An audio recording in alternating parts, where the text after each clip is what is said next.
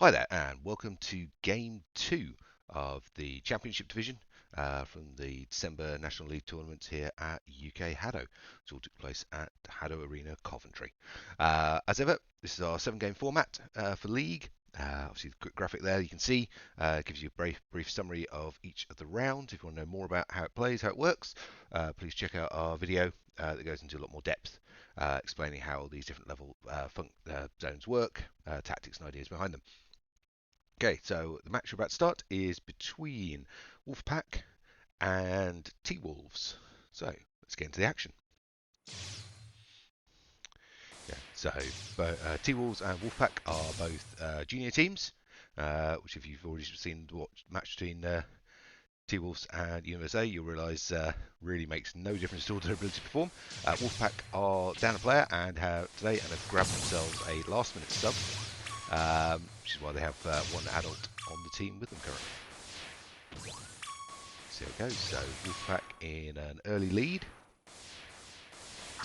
over T-Wolves. Wolfpack and T-Wolves are both members of our after-school club at the HADO Water Common Centre.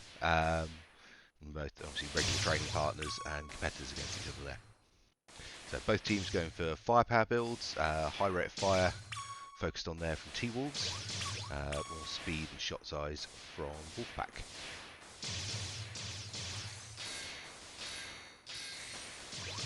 Wolfpack front player there drifting a bit outside the lines now and then. The way the system works, if you cross the line with your head rather than with your body, if you cross the line with your head, the system shuts you down, so you cannot charge, you can't fire, you can't raise shields, but you can still be shot by the opposition. So although it's not ideal that he's moving outside the lines there, the penalty is automatically applied to him by the game system. So in fact, all he's doing is giving open shots to the other team and limiting his ability to fire at the same time. Close game that, 12 points to 10. Real nice play both sides though.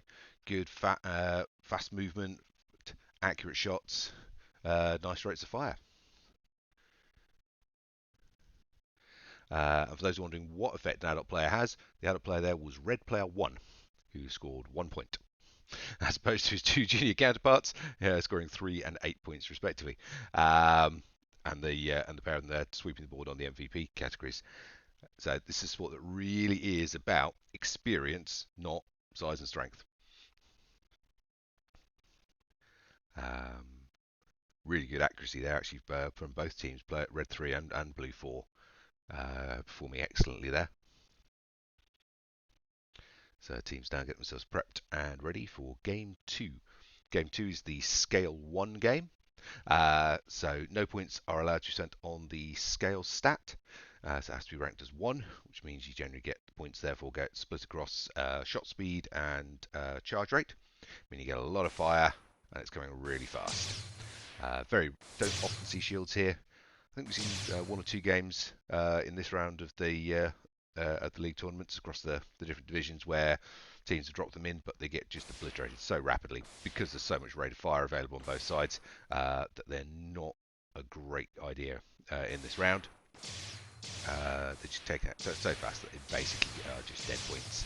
So the player that's invested in those shields don't protect anyone, and obviously those points then haven't been spent on a more useful setup. This round's all about accuracy, and here we go. Let's see if they can maintain those high accuracies from game 1.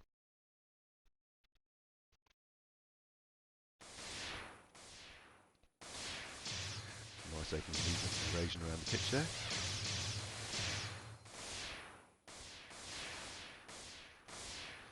Knee slides, fast movement. Wolfpack player shifting outside the lines again. Said that's not helping him in any way. It's actually inhibiting his ability to charge and fire, and giving quite a significant advantage to the other team by the fact he's doing it. Both sides guilty of it there. Coming up on the halfway mark, Wolfpack with a 3-point lead at this stage.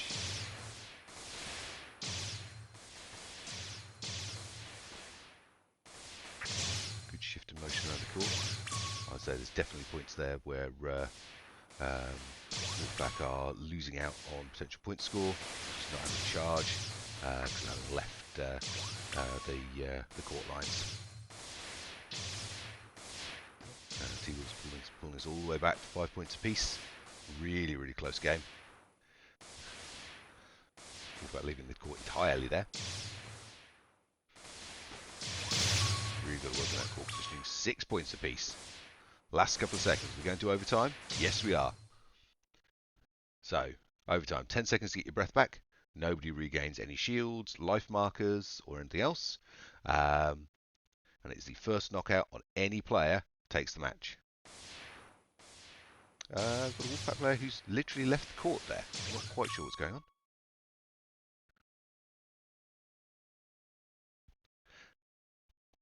But it was not helpful for them. Because it ended up as 3 versus 2. And a first win in this series for T-Wolves. Blue player 6, absolutely dominating there. 7 knockouts for their team. Absolutely brilliant play. Looks like it could have been a technical issue that caused the Wolfpack player to step out. Obviously not deemed to be sufficient to reset the match in any way.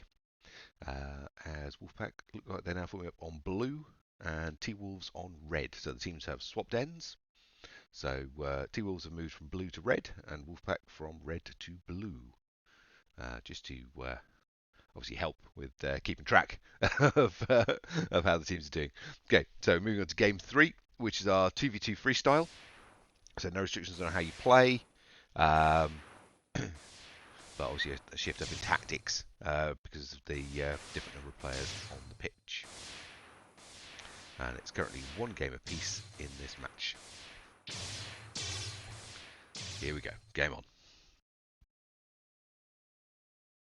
HADO fight.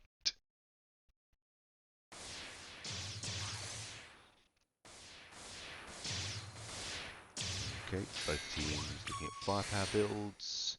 Heavier charge rate basis again from T-Wolves, which tends to be a hallmark of their style currently, as 1 point apiece. Really good shots there from T-Wolves coming in. 2 points apiece. Wolfpack edging that 1 point lead back into place.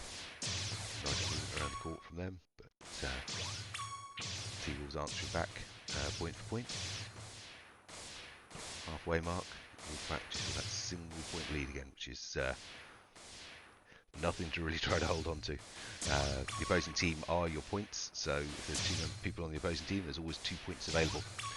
So unless in a 2v2 you've got at least a 3-point lead, you don't really have a lead at all, because the whole thing can evaporate in an instant. So back to even 5 points apiece, coming to the final 15 seconds.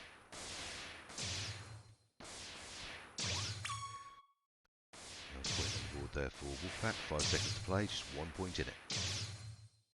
Still very easily go either way. And Wolfpack just sneaked that one through. That was an incredibly closely fought match there. And that was blue player 6 on Wolfpack, scoring 5 of their points there. And unsurprisingly, yes, blue player 6 was the junior, not the adult player. And yes, I know who the adult player is. So, excellent play there. Really, really strong from both teams. So moving back to the 3v3s. And this is our shields game. So there must be a minimum of 8 points spent on shields across the team of 3. So the team's just having a discussion on tactics and ideals for where they're going and how they're spending those points out.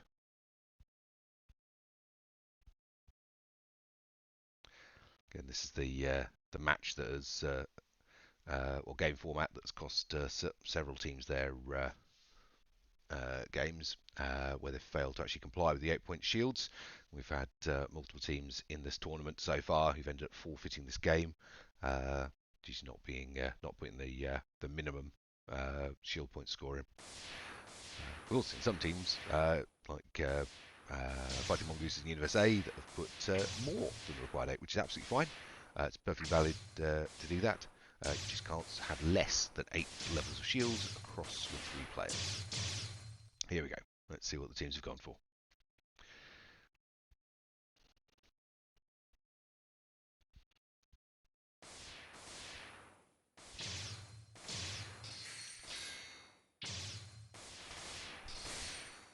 Okay, and that is 7 points in shields for Wolfpack. They have forfeited this game. That's a real shame. I know shields is one that they're particularly good at, especially their counter shielding work, heavy rate of fire work. But irrespective of the point score here, this is a win for T-Wolves. Looks like they like to just play the game out. I'm not sure that the game runner on court side has realised the error, and obviously the teams haven't at this stage.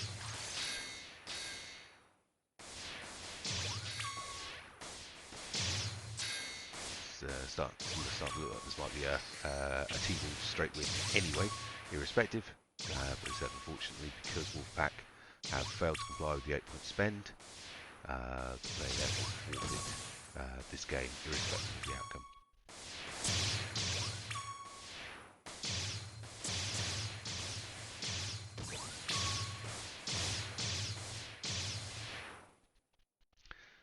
£10 points to 7 for Wolfpack, but as I said, unfortunately that is a forfeiture due to having spent insufficient points on the shield stat.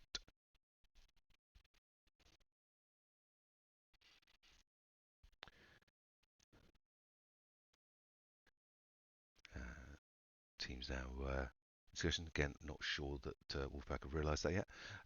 So, getting ready for Game 5 now. Game 5 is the 1v1 freestyle. So, 1v1. Be interesting to see which players are chosen from the 2 teams to go in on this one. Obviously, very different play style once you hit 1v1. Very different setup in how things function and how the teams and how the players interact against each other.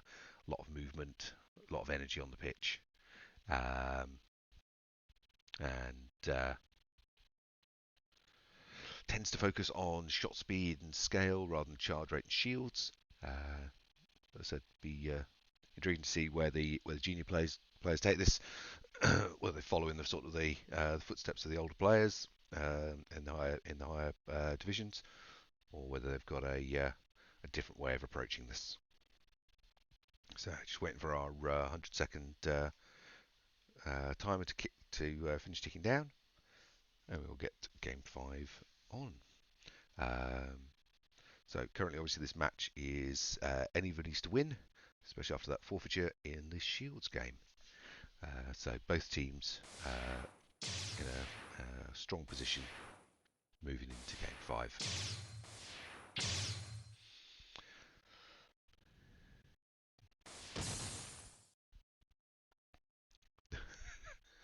Done a bit of brinkmanship there from Wolfpack.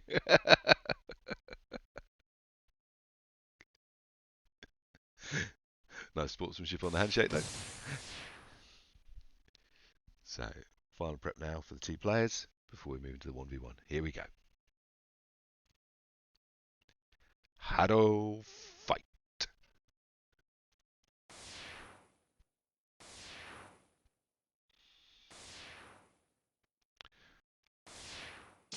Okay, so again, T-Wolves going for that higher rate of fire. Wolfpack going for shot speed. First point on their respective stat builds. Nice dodging there from the Wolfpack player.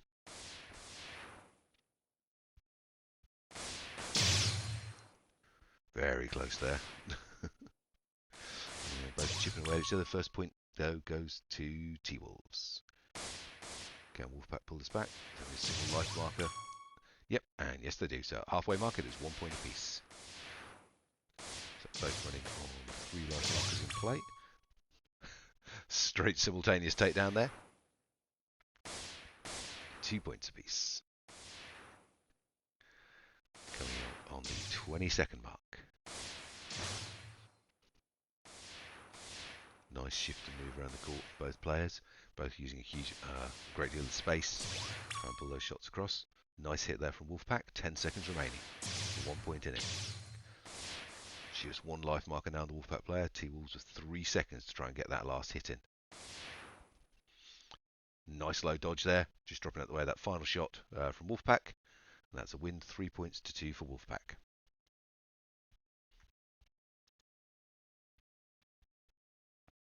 So that's Wolfpack back in charge of the match, but obviously no one having reached match point yet. So still more than possible for T-Wolves to take this one from them. It's going to be interesting to see as we see what they can do as we move into game 6. So game 6 is the HADO 20. So that means the team must have a maximum total of 20 skill levels across their 3 players on their stats. The HADO 20 basically means that each player gets a point for free in each of the 4 stats. So therefore, across your 3 players, that's 12 levels of ability, 12 points of ability that you have automatically assigned. Each player normally gets 6 bonus points, giving you a total of an additional 18 points. So therefore, 12 automatics, 18 bonuses, 30 levels of ability, 30 ability points across the team. If had a 20, you're only allowed to have 20 points, so therefore 10 of those bonus points must remain unspent. You can put a maximum of 6 on an individual player, but how you split them across the team, what you do with them, whether you spread them evenly, do you focus onto a single player, do you go for charge rate or shot speed on those that haven't got the boosters on them, with a couple of points you've got left, do you go for shields, do you leave one player with nothing? Lots and lots of different variations, tactics and ideas here, and to an extent a level of the other team's trying to guess where you've gone. So it's real strong opening here from Wolfpack. 5-point lead already, coming up with 30 seconds left to play. 30 seconds gone. They've gone for a general mix for the firepower build, as have T-Wolves. So spread those points across everyone in the team. Very strong at the moment there from Wolfpack. 7-point lead. Really commanding at this stage.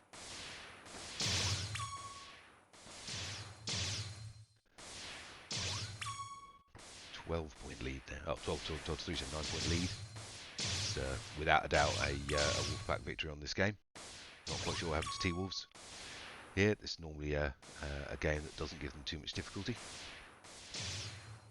Wolfpack obviously just managed to really get their momentum going early on and break that away from them. 10 points on the board there for blue player 5.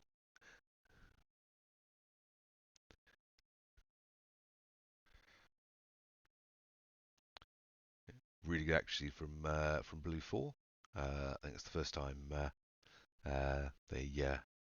adult on the pitch has actually managed to hit an MVP. But still only scoring 2 hits, 2 KOs, but the shots he fired were accurate. 59.3% though from player 5, 10 knockouts, which is just devastating, quite frankly. 10, and only suffering 1 knockout themselves. So yeah, T-Wolves really need to focus blue 5 down and try and keep them locked out of play. They're just way too dangerous to be left in game.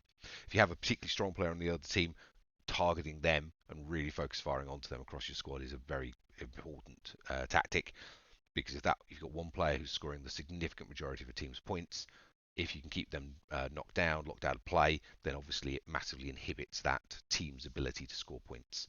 Obviously it earns you points for knocking them out as well, but it stops them gaining points, which is obviously very important. Therefore keeps your team in play for longer, allows you to do more things. So identifying and neutralising those threats is pretty key. So prepping up now and getting ready for our final game. This is game 7 in the match. And this is back to the 3v3 freestyle. So again, seeing what the teams have learned from the previous 6 games, back to this play style setup, whether there's anything they're going to look to adjust or change from that game 1 build. or whether we're going to see kind of a repetition of that. Game one was very close. There's only a slim margin in the win on that one for Wolfpack, I think. It was 6 games ago. But yeah, so obviously Wolfpack in the commander position currently in the match as well. Game on.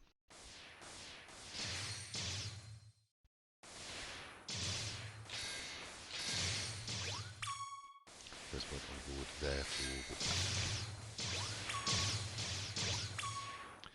T-Wolves spending too much time on that front line. That centre section, which is just so dangerous to stay in for any period of time. We'll start to get those points on the board. Got a 3-point margin to fall back at this stage. So a 3-point margin. We're on the halfway mark.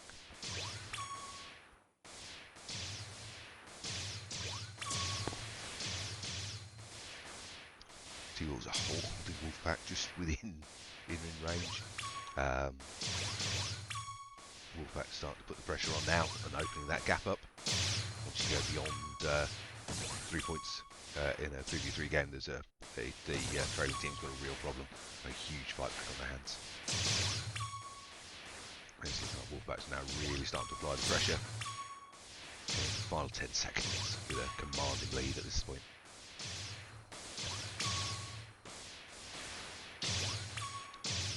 And that is game and match to Wolfpack. 17 points to 9 in the final game of the match. Really well played from both teams though there. All we can say is Wolfpack clearly need their standard third player back. I'm not entirely certain that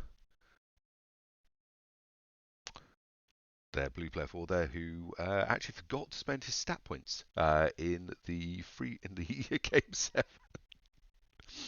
And yes, we were pointing this out to him and reminding him of this many times, as he is one of the staff at Arena Coventry. Okay, so overall match to Wolfpack. Really good play from T-Wolves though. Make sure you do all the lovely stuff. Share, like, subscribe, and we'll see you soon for the final game.